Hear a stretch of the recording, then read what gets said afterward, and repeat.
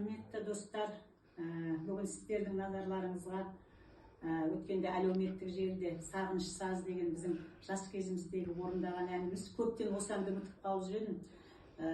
Сол Сәуле Қарабалина сіңілімнің сұрауы бойынша маған пікір жазған: апа, осы әнді тағы бір біздің есімізге салып орындап көріңізші деп. Сол әнді бүгін орындаудың сәті түсіп тұр. «Сағыныш сазы». Amen.